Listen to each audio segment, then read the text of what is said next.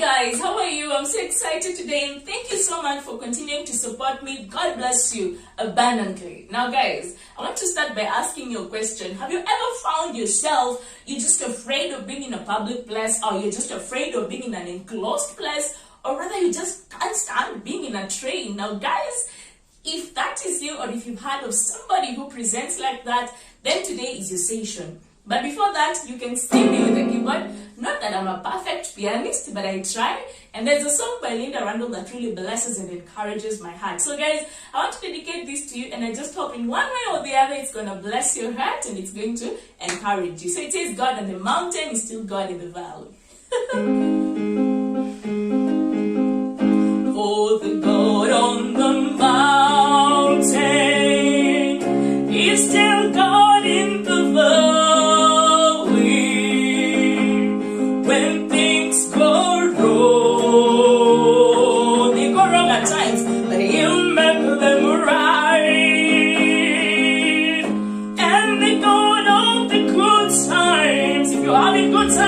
But he's still God in the bad times. God of the day, and is still God in the night. Guys, now let's get to the substance, and I'm talking about, guess what? Agoraphobia. Now guys, what is agoraphobia? This is whereby you get intense and extreme fear when you find yourself in situations whereby you are afraid that something bad might happen and you'll not find a way of escaping, or rather you're anticipating something bad to happen. Now guys, some of the situations that can make you have that fear and anxiety because you think something bad is going to happen are the 5 that I'm going to say. Number 1, you get these feelings of fear and anxiety when you're in public places. For instance, when you're using public transportation, when you're in a train, when you are in a bus. And then number 2, also when you are in open spaces. If you're in a marketplace or you're walking across the bridge, you tend to experience such fears. And then number 3, guys, when you are in an enclosed place. You're in an enclosed place and maybe you're in a lift and you're just afraid. What if something happens and I'm in a lift and I can't see a door, I can't see a window? What's going to happen? You see, those are thoughts that are running through your mind. And then another situation that I'm going to talk to you about is when you're in a crowd and suddenly the thoughts come and the fear comes and the anxiety comes and you just feel like you can't do anything about it. Even when you're standing in a line, in a long queue, it becomes a problem. And then the final thing, the 5th thing, that is if you're probably left at home and you've been left alone. So these situations many a times tend to evoke the fear and the anxiety and bring what we call agoraphobia. But now the thing is this: because you are afraid of what might happen, you try to avoid such places, what we call active avoidance. If you're going to the market, you don't want to go alone. You want to go with a companion. And something else is that at that time when you're having a lot of fear, maybe you're in that situation, we have other symptoms that come into play, other symptoms that take part in your body. Okay guys, I won't really say take part in your body, but we have other things that happen in your body, and those are majorly signs and symptoms of panic attacks. So you might, at that time, you might realize that your heart is beating really fast, you're dizzy, you're sweating, you're trembling, you're probably having some form of chest pain. All those things accompany you.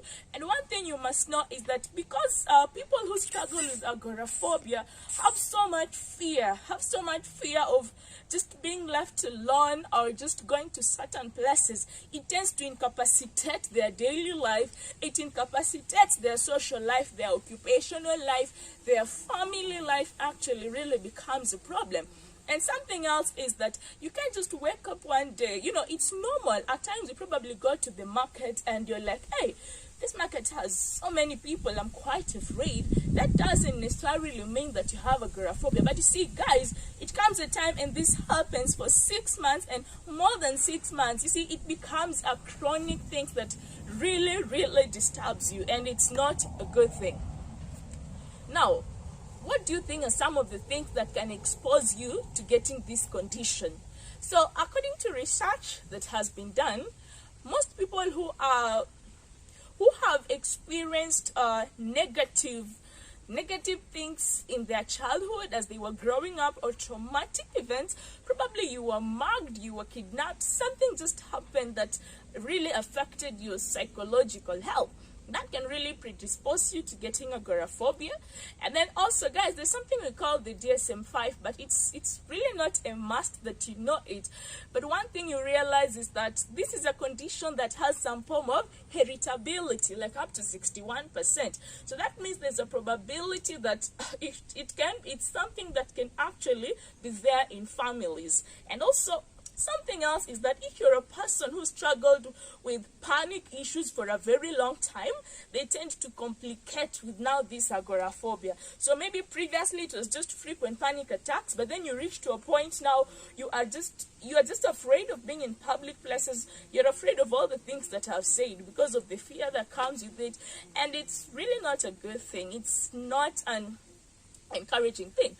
But you see, guys, the thing is, it's possible that you can come out of this thing completely. We have guys who will come out of this thing completely. We have those whose symptoms will improve, but they'll tend to struggle with some of the symptoms. And then we have those who will just have the symptoms. And many a times it just depends on what is being done. For instance, if you, from what I've said, and you realize that, hey, I think I'm having this and it's affecting me, and you continue sitting at home and don't do anything, then there's a likelihood that you're probably going to have it for the rest of your life. But you see, if you're going to take action, and at least go see a doctor, and something is down on you, then there is a high chance that you're going to come out of it.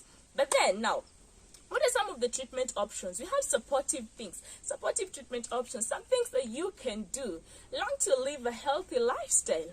How do you live a healthy lifestyle? We cannot hide from the fact that life is full of so much stresses. Life is full of panic. Life is full of so many things. But even in the midst of all these things, there's a way in which you can learn to find peace and learn to relax. So living a healthy lifestyle includes learning to relax. And how will you relax? It's good that you get acquainted with the breathing in and out. It really helps a lot, helps you to relax. Doing exercises, that really helps you a great deal, and also just eating really well. And then if it goes to an extent where you really cannot manage it, it's important to go see a doctor, and in this case mostly a psychiatrist. So what can be done to you is that you can be given medications and some therapies can be done, and truly you will be fine. So guys, that's all I have for you today on agoraphobia. I want to believe you've learned something and you have enjoyed. If you have any questions, feel free to ask. If you have any comments, feel free to comment. And most of all, if you haven't subscribed to this channel, please subscribe. And thank you so much. I wish you the very best. And remember, God on the mountain is still God in the valley. I love you guys.